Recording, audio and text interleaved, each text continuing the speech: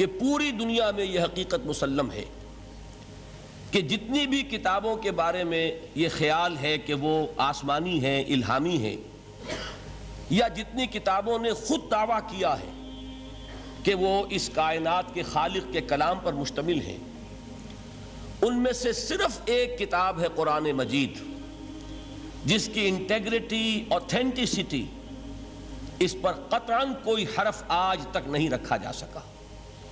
باقی کوئی کتاب اپنے اصل ٹیکسٹ کے ساتھ محفوظ نہیں ہے۔ میں ہندوستان کی جو کتابیں ہیں، وید اور ان کے شاستر، ان کے بارے میں تو میں کچھ عرض کرنا نہیں چاہتا، اس لیے کہ ان کتابوں کا اپنا دعویٰ بھی یہ نہیں ہے کہ وہ الہامی کتابیں ہیں۔ عام طور پر خیال یہی ہے کہ کچھ رشیوں منیوں کی اپنی تصانیف ہیں، لیکن جن کتابوں کا دعویٰ ہے، تورات، ہم بھی اس دعوے کو تسلیم کرتے ہیں کہ قرآن نے اس کی تصدیق کی ہے۔ اللہ کی کتاب تھی، فیہا ہدی و نور، قرآن تسلیم کرتا ہے اس میں ہدایت بھی تھی، نور بھی تھا۔ لیکن یہ کہ تورات کے ماننے والے خود تسلیم کرتے ہیں کہ وہ اصل تورات آج دنیا میں کہیں موجود نہیں۔ وہ تورات یا وہ احکام، دی 10 کمانڈمنٹس کہ جو پتھر کی تختیوں پر لکھے ہوئے دیے گئے تھے، ان کا آج دنیا میں کہیں وجود نہیں۔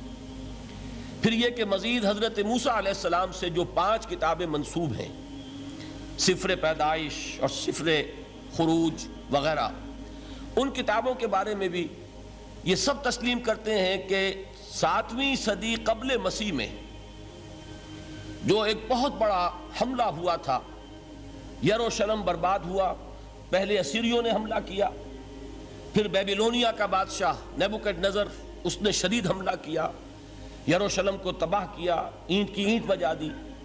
اس کے بعد سے وہ اصل نسخہ تورات کا پوری دنیا میں کہیں نہیں۔ 150 برس تقریباً یہودی ایک طرح کی جلاوطنی کے عالم میں رہے، اسیری کے حالت میں رہے بیبیلونیا میں۔ وہاں سے جب 150 برس بعد واپس آئے ہیں تو کچھ لوگوں نے اپنی یادداشت سے پھر اس تورات کو مرتب کیا ہے۔ گویا کہ یہ بات ہمارے کہنے کی نہیں ہے، بلکہ تورات کے ماننے والے خود تسلیم کرتے ہیں کہ اصل تورات آج دنیا میں کہیں نہیں۔ اسی طرح کا معاملہ انجیل کا ہے۔ قرآن مجید تسلیم کرتا ہے وہ اللہ کی کتاب تھی، فیہ ہدی و نور، اس میں بھی ہدایت بھی تھی، نور بھی تھا، لیکن وہ اصل انجیل کہاں ہے؟ آج دنیا میں جنہیں کینونیکل گاسپلز کہتے ہیں، وہ 4 اناجیل ہیں، کوئی ایک انجیل نہیں ہے۔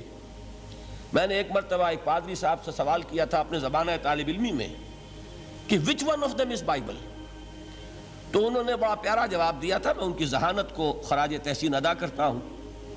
پہلے تو انہوں نے کہا none of them is Bible، لیکن اس کے بعد اپنی بات قائم رکھنے کے لیے بڑی ذہانت کے ساتھ ایک بات کہی، بائبل از ان them، ان میں سے کوئی، ہم یہ نہیں کہہ سکتے کہ یہ بائبل ہے، لیکن بائبل ان میں ہے۔ ویسے آپ کے علم میں ہوگا کہ 100 سے زیادہ تھیں یہ اناجیل کہ جن میں انتخاب کیا گیا تھا، تقریباً 302 میں غالباً وہ نیکیا کی یہ کاؤنسل ہوئی تھی رومن ایمپرر کے زیر اہتمام، ان میں سے 4 کو چنا گیا تھا۔ یہ کینونیکل ہیں، باقی اپوکریفل ہیں، وہ غیر قانونی ہیں۔ بہرحال ایک بات بالکل واضح ہے، حضرت مسیح علیہ السلام کی زبان یا عبرانی ہو سکتی تھی یا آرامائک، اور ان دونوں زبانوں میں انجیل کا کوئی نسخہ آج دنیا میں موجود نہیں۔ جو اس کا سب سے قدیمی نسخہ ہے وہ بھی گریک ٹرانسلیشن ہے، تو معلوم ہوا کہ ٹرانسلیشن تو اصل کبھی ہو ہی نہیں سکتا۔ واقعہ یہ ہے کہ کسی بھی زبان سے کسی دوسری کتاب کو جوں کا تو منتقل کرنا ممکن نہیں۔ قرآن مجید کا یہی وجہ ہے کہ علماء ایک بہت طویل عرصے تک ترجمے کی مخالفت کرتے رہے کہ کہیں ایسا نہ ہو کہ اگر لوگوں کی توجہ تراجم کی طرف ہو جائے تو اصل ٹیکسٹ کی طرف سے توجہ ہٹ جائے۔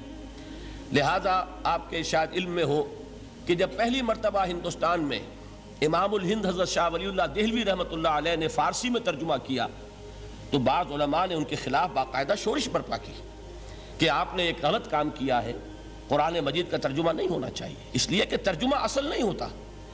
آپ یقین کے ساتھ کبھی نہیں کہہ سکتے کہ آپ نے ایک زبان کے مفہوم کو دوسری زبان میں جوں کا توں ادا کر دیا۔